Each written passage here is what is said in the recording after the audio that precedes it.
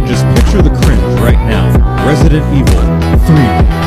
But who the hell am I kidding? This game should probably be the new standard for remakes. Completely overhaul the engine, update for modern controls, make a few improvements, but retain the soul of what made the original game. You want to know how not to start a Resident Evil game? With Food ASMR, featuring a burger I'd expect to see at the Heart Attack Grill, which is unsurprisingly shut down. Look, just listen, alright? She got closer and I got a good look at her. You gotta see her eyes, her nose, her whole face. It looked like it was rotting. The Recap Radio would like to remind you that it is still capable of broadcasting in the aftermath of a viral outbreak. Until, of course, the plot calls for it to malfunction. No need to be alarmed. Everything is perfectly fine. This zombie not only rises after getting hit with a semi, but the trucker slammed on the brakes while driving in the rain. How he didn't spin out of control and crash right there and then is something only the gaming elder gods could explain. And if you look closely, she doesn't even look all that banged up. Oh, Claire, I am utterly appalled at what they did to you. Made you look like a Mass Effect Andromeda default character. Still don't understand why they didn't just stick with your Darkside Chronicles look. Not even the badass noir outfit could help out. Also, while I'm still on the subject of outfits, I know I'm really reaching for this one, but why couldn't they just give Claire her gloves for the classic outfit? I mean, they did so for the noir costume. It's really not that difficult. Details are important. Well, look at that. Just when I was about to finish this damn video, they go ahead and release the 1998 original costumes. I retract my previous statement. This is quite the compromise I can make. Speaking of noir, Resident Evil 2 Noir is something that I never knew I wanted, but damn does it look fantastic. I am definitely going to go back to replay the game in this mode. And if you have it, give it a try.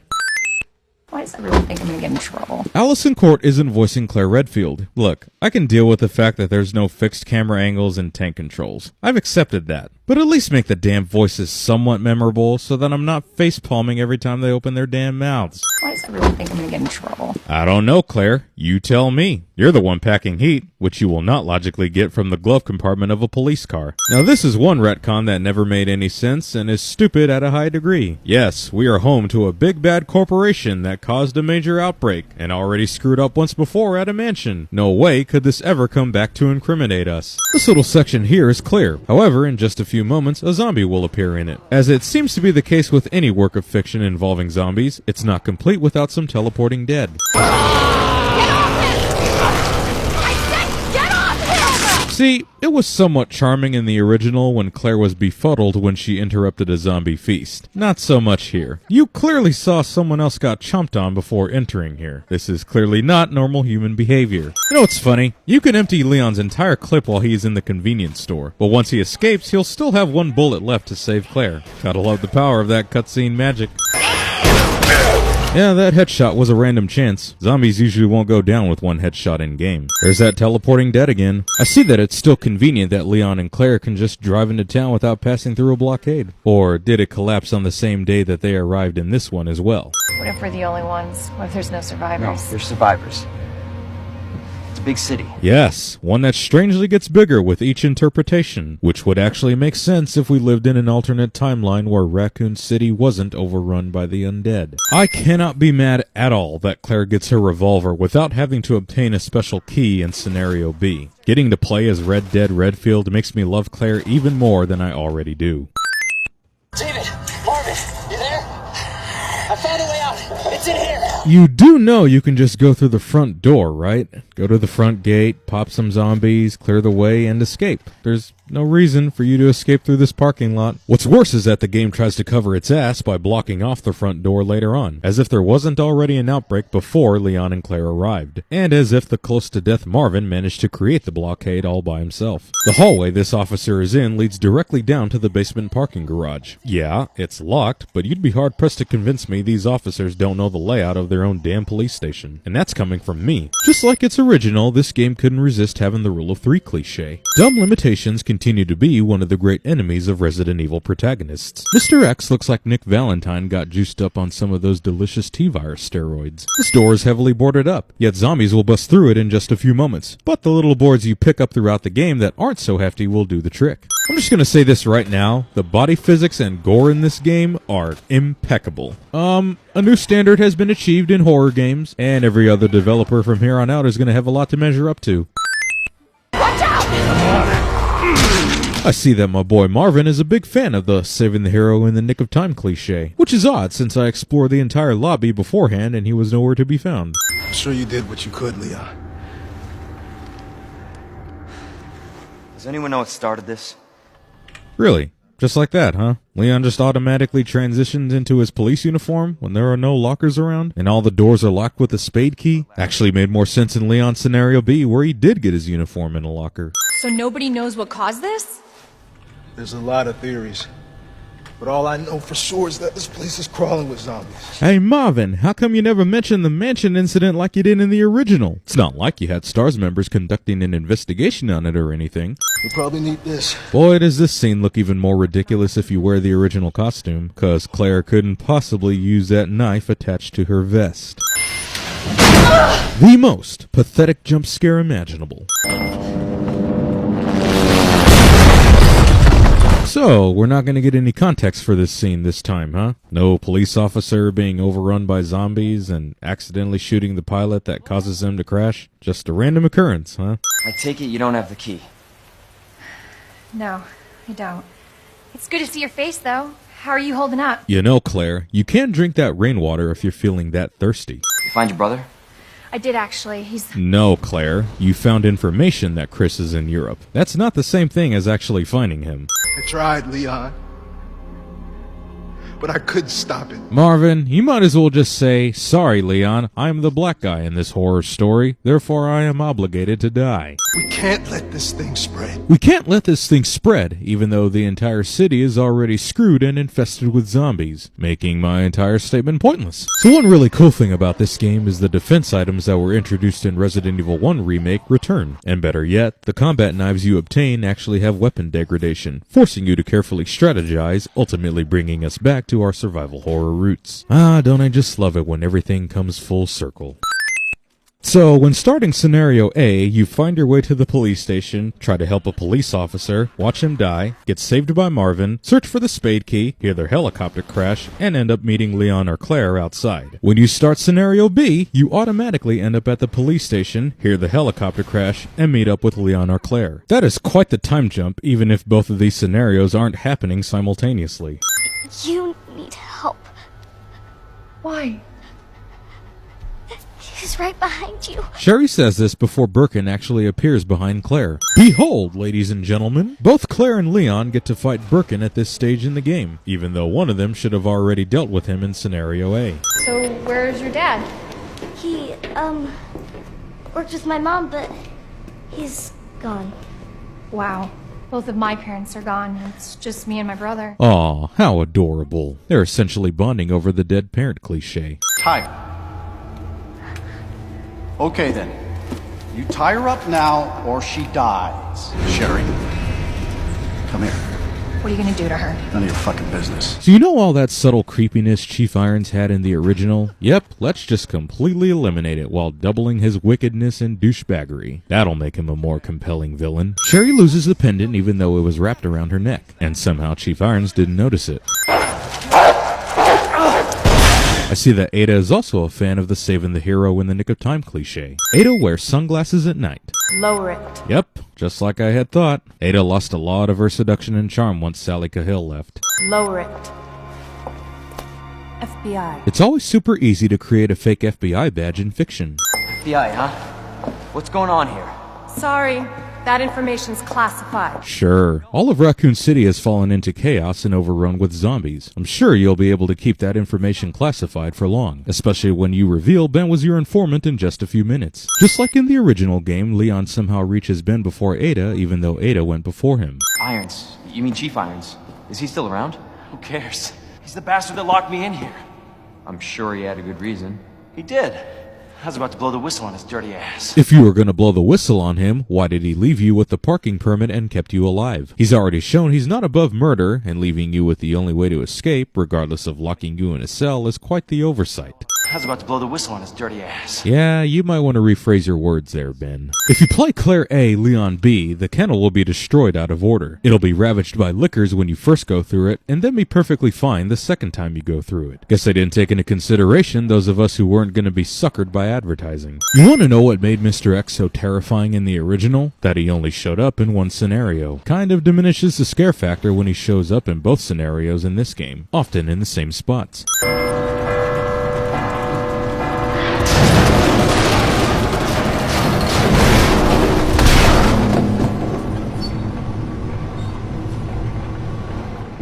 That worked. You said it, Claire. You must be a fan of gaming sins. Resident Evil continues its mannequin fetish. Remake of legendary video game just had to implement Bioshock puzzles. So you'd probably expect me to sin the game for being able to wombo combo you into death. It's actually quite humorous. It's exactly what I would expect to see in a situation like this. So good on Capcom for including it.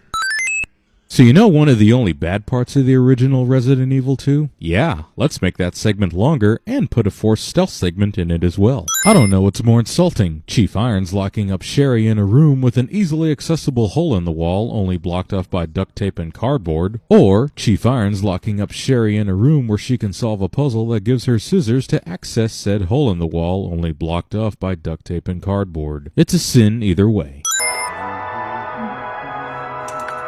Apparently every villain in horror stories loves to listen to classical music. Apparently the G-Virus also grants the gift of teleportation, seeing as how Birkin appears out of nowhere without making any sound or breaking through any doors. Remake of classic video game rips off the impregnation scenario from Alien. Where are you?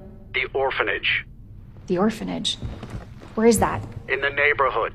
You'll find it. You know, if you want someone to meet with you, you might want to give them specific directions. Claire's not even from this town.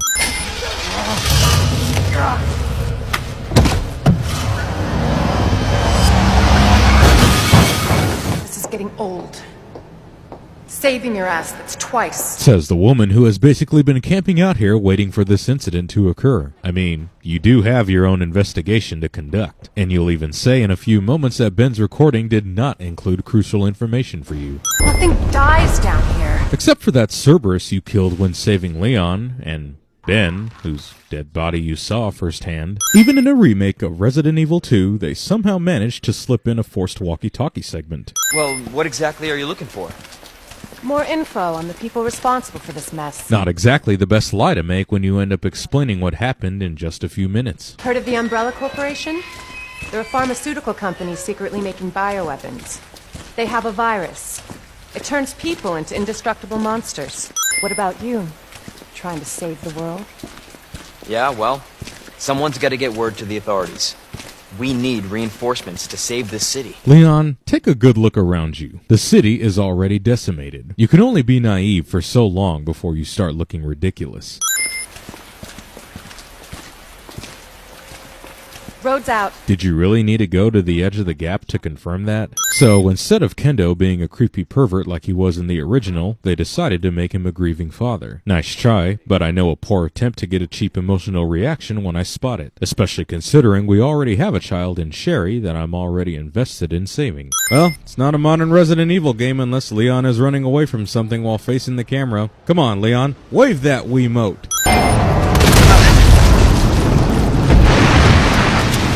Chew on that, you overgrown son of a bitch. Forgive him. It's still very early in his one-liner career. That little walkway Ada was at does not lead to the position where she ends up. Well, look at that. Of all games out there, this is the one where the Mass Effect elevator decided to make an appearance. Stop! Annette couldn't hit Ada with those first 3 shots, but she sure could hit Leon with that 4th one. And she got even more sloppy in the remake. I'm right outside the facility, in pursuit of Annette.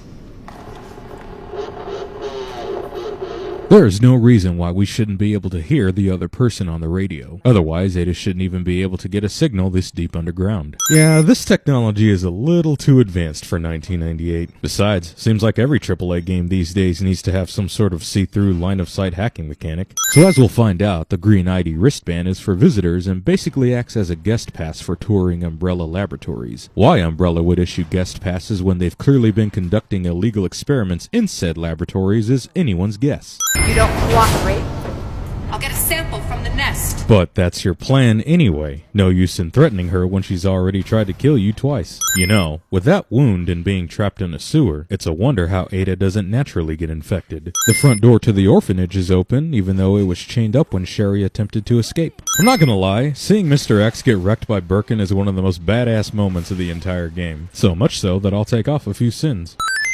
First-person point of view at critical plot moments. I'm surprised Annette is able to keep her balance with her heels standing over that grate. Want to know how brain-dead the creators of the G-Virus are? They believe that G will surpass humans, yet in the same document they claim subjects infected with the G-Virus will begin to lose intelligence immediately and will only be driven by the instinct to survive and reproduce. Intelligence being the whole reason why you were able to create the virus in the first place, while surviving and reproducing are actions humans naturally do already. Should have just left out those pages and skipped to the part where G-Virus subjects will be impervious to traditional forms of firepower. That way you don't automatically look like a Looney Tunes villain. So G will also seek out those who are closely related DNA-wise and most likely implant an embryo in its biological children. So it's an incest virus. Japan, I know your culture is ahead of the curve most of the time, but you might want to tone it down in this instance. Sherry, I told you I cannot leave here until my work is done. That's what you always say.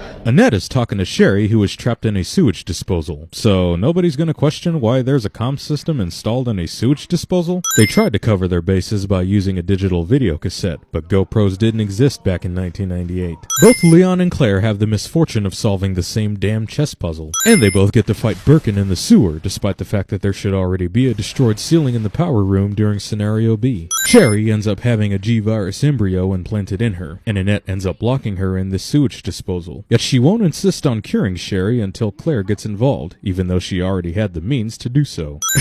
I see they missed modeling the currently equipped outfit in the monitor screen. Annette is speaking to Claire and Sherry from her lab, which is at Nest. Yet she somehow got to the lab when the only way to get there is through the tram, and the tram is still at the sewers. Calling it a chemical flamethrower is a bit of a redundancy, don't you think? As opposed to an organic flamethrower or a natural flamethrower. We have to get to the nest. Nest? Umbrella's lab, right beneath us. Not to be too nitpicky, but the tram that leads to the lab travels down diagonally. The lab is not directly beneath you. Ah, so Ada's the one who gets to put on the moves this time. Wow, you guys are really gonna make me do this, huh? Okay, you asked for it. Be gone! I don't know what I'd do without you. Are you kidding me? You were doing just fine without me, so I came along and got you all sorts of trouble. You must have missed the part where Sherry explained the reason why she went to the police station in the first place was because she was scared. She called the police as well as her mother, and nobody answered. She would have been in trouble regardless of your involvement.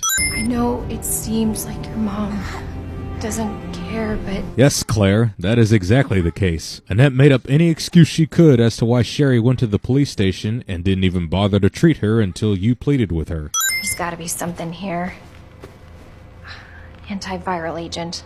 That's it. How convenient that the computer is on the precise page Claire needs that provides crucial information. And even in zombie form, people are desperate to eat ass. Ivy monsters have basically been reduced to bootleg regenerators. Just couldn't resist putting in an Arkham puzzle, could you, game? I know I should have mentioned this already, but my goodness, the spark shot is so much better in this game than it was in the original. Gotta give props where they're due.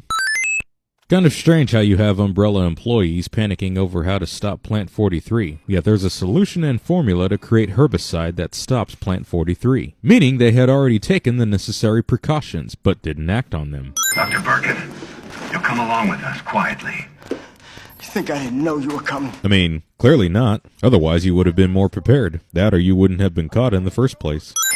Hold your fire! What the fuck were you thinking?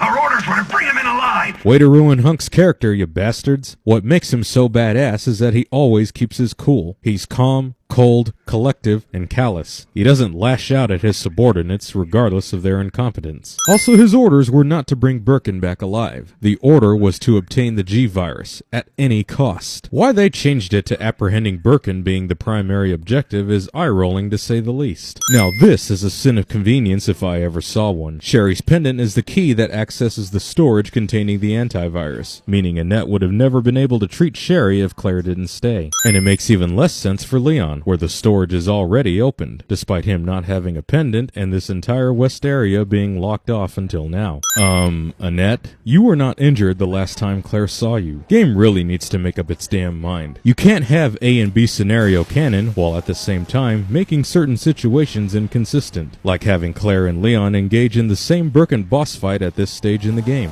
What about Sherry? How could you just leave her all alone while Raccoon City burned to hell? I couldn't let my daughter grow up in a world with a G-virus in it. Then why the hell did you allow your husband to create it in the first place? Your umbrella, too. You're telling me you weren't involved in this? Yes.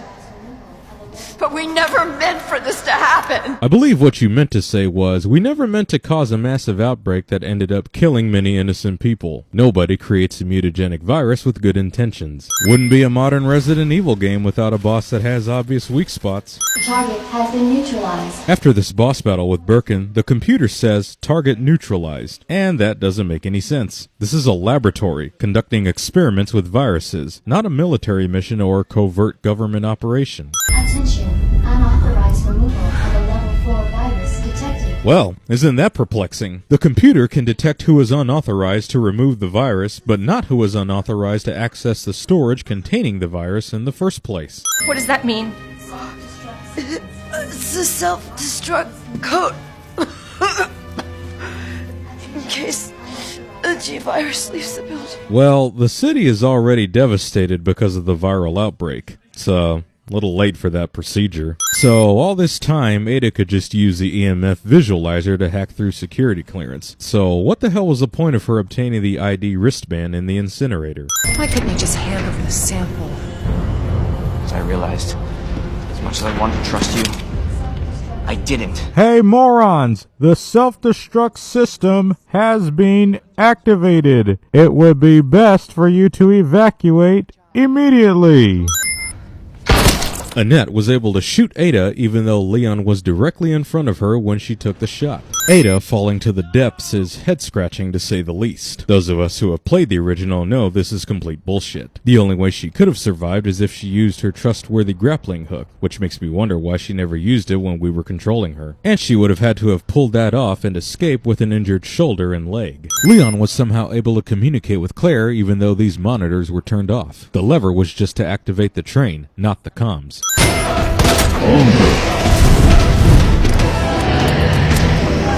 I'm not gonna lie, as much as I love the original soundtrack, Mr. X's new theme is pretty metal, worthy of a sin reduction. You want to know why this sequence made more sense in the original? Because Ada could actually see Leon. There's no way she could have spotted him from this distance and location. Not sure why you still have that ID wristband, Leon. I put it away in the item box. Yes, Birkin, even in a remake, you remain a grotesque, terrifying, yet awesome final boss battle. It's no surprise you have never been topped. Come on! You took multiple anti-tank missiles to the eye, but a quick stab is what stuns you for the final blow. This chucker ends up flipping off Leon. Whatever metaphor or twisted sense of irony they were going for just went right over my head. Mainly because the trucker is heading into a city overrun with zombies. Oh, that makes it even dumber. Hey, that was Live Another Day by The Grave. Wow, the radio must be broadcasting from Pun City, the place that is oblivious to the massive viral outbreak that occurred. So, is it over? I don't know. But if it's not, we'll stop it. Whatever it takes. Yeah, you're damn right we will.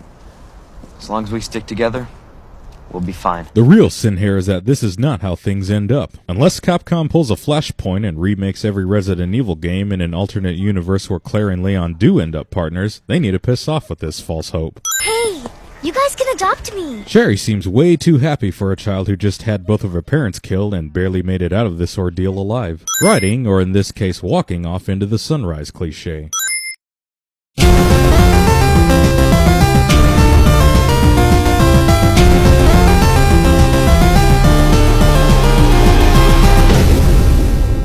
Guy's a maniac. Why'd he bite me?